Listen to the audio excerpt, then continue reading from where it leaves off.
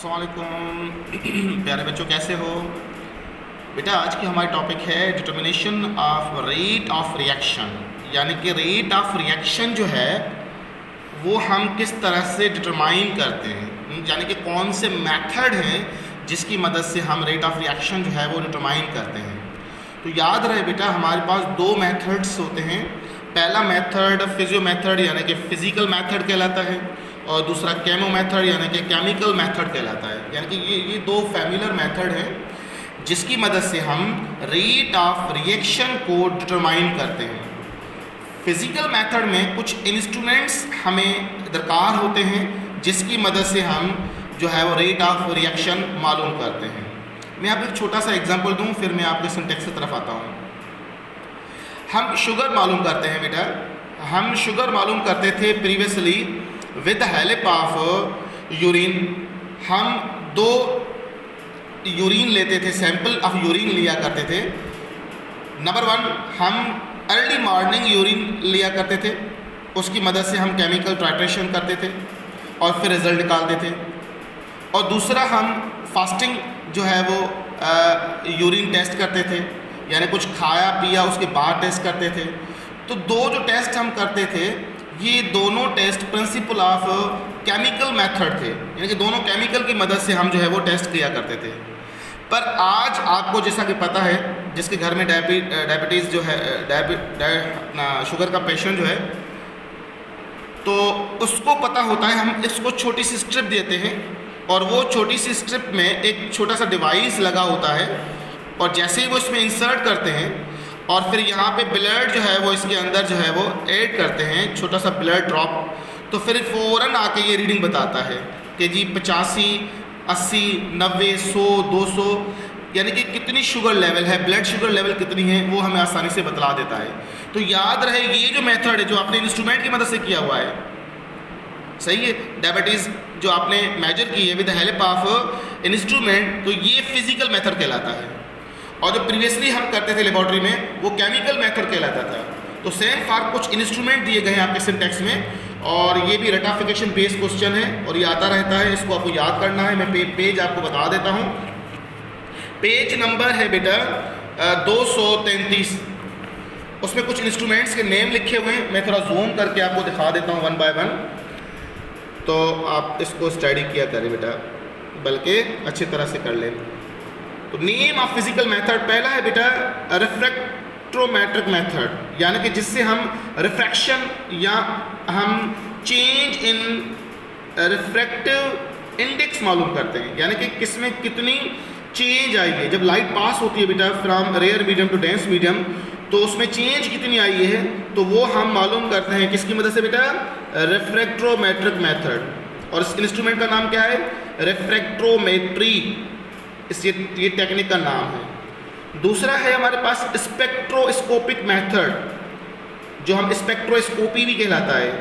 इस टेक्निक की मदद से हम क्या मालूम करते हैं, एब्जॉर्प्शन ऑफ यूवी और आईआर रेडिएशन मालूम करते हैं। यानी कि हम स्पेक्ट्रोस्कोपी की मदद से हम एब्जॉर्प्शन और रिफ्लेक्शन दोनों हम मालूम करते हैं विद हेल्प ऑफ स्पेक्ट्रोस्कोपी की मदद से।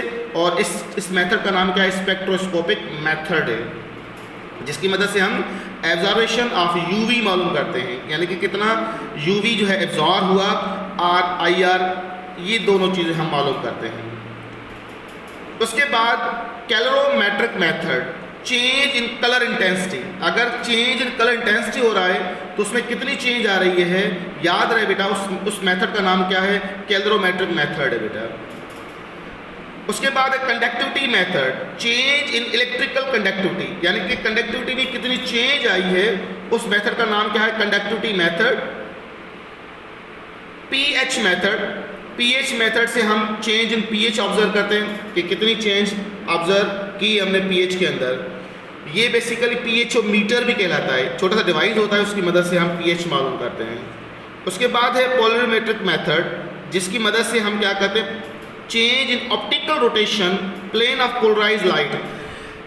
आप बेटा चैप्टर 10 में आप पढ़ोगे अपना बायोकेमिस्ट्री चैप्टर में, तो कुछ जो ग्लूकोज होते हैं बेटा, यानी कि टाइप्स ऑफ कार्बोहाइड्रेट की मैं बात कर रहा हूँ, तो कुछ लीवो होते हैं और कुछ डेक्स्ट्रो होते हैं, वो हम किस तरह से मालूम करते हैं? बाय ऑप्टिकल रोटेशन की मदद से मालूम करते हैं, और उसका नाम क्या है? पोलरोमेट्रिक मेथड है।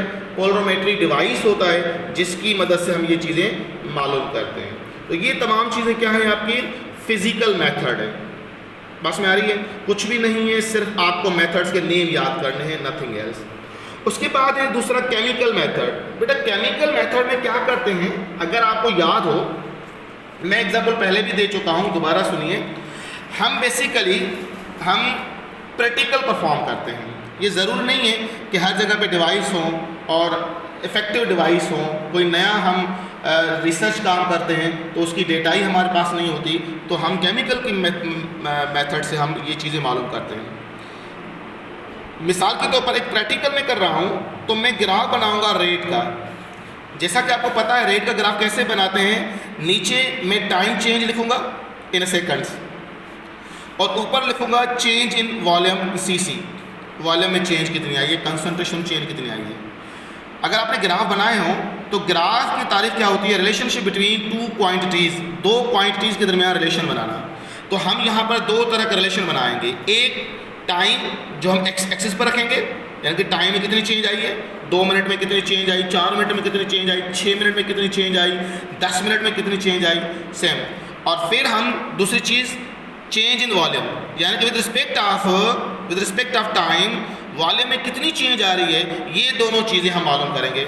जैसा कि मैं पहले भी कह चुका कि मालूम कैसे करेंगे? With the help of slope. Slope की तारीफ ये होती है कि दो सक्सेसिव पॉइंट्स को आप आपस में कंबाइन करें, और यहाँ पर बीच वाले जो पॉइंट है, इन पॉइंट्स के दरमियान एक जो चढ़ने वाली पॉइंट्स, एक जो उतरने वाली पॉइंट्स है। मैं बहुत आसान उर्दू में मैं बात कर रहा हूँ। एक वो पॉइंट जो इनिशियल पॉइंट है जहाँ से ग्राफ जो है वो बढ़ रहा है, मैक्सिमम बढ़ चुका है, ये वाली पॉइंट। एक वो जहाँ से ग्राफ जो है वो कर्व होना शुरू कर रहा है।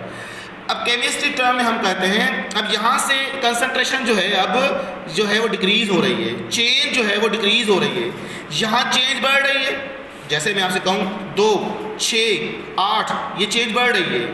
पर अब आ गया इसके बाद 7, 6, 5, 3, तो यहाँ पर दो पॉइंट्स बड़ी इंपॉर्टेंट है। एक मैक्सिमम पॉइंट, एक आपकी मिनिमम पॉइंट। ये दो बड़ी इंपॉर्टेंट पॉइंट्स होती हैं। यहाँ तक मैक्सिमम हो चुका और यहाँ तक मिनिमम हो चुका। अब इसके बाद स्ट्रेट ग्राफ बन रहा है। मिसाल के तौर पर यहाँ मैं कहूँ 8 है और यहाँ पर दोबारा 3 पर आ रहा है। बस में आ रही है? या यहाँ पर 8 कर, तो इनके दरमियान एक स्लोप बनाते हैं। क्या बनाते हैं? स्लोप। और स्लोप को नीचे हम जो है वो डायरेक्ट लाइन पर जो है वो क्रॉस करते हैं। तो सेम फॉर यहाँ पर क्या मालूम करोगे? dt, यहाँ पर क्या करोगे? dx, जो मैं पहले भी एक्सप्लेन कर चुका। जो टाइम में चेंज आएगी और वॉल्यूम में चेंज आएगी तो वो रेट ऑफ रिएक्शन होगा। Rate of reaction is equals to dx, यानी कि वॉल्यूम में कितनी चेंज आई, एंड देन dt, टाइम में कितनी चेंज आई। यहाँ पर भी लाइन सेम खींचेंगे, ये वाली लाइन में सेम फॉर ये वाले पॉइंट्स हम खींचेंगे, तो यहाँ का डिस्टेंस जो होगा वो dt कहलाएगा, ये जो होगा वो dx कहलाएगा। मैं पहले भी एक्सप्लेन कर चुका हूँ। जिन बच्चों ने फर्स्ट मेरा लेक्चर नहीं सुना था दोबारा जाके सुन लें तो आसानी से याद आपका हो जाएगा। अब देखें टेक्स्ट की तरफ। ये एक रिएक्शन दिया जा रहा है बेटा, हाइड्रोलाइसिस ऑफ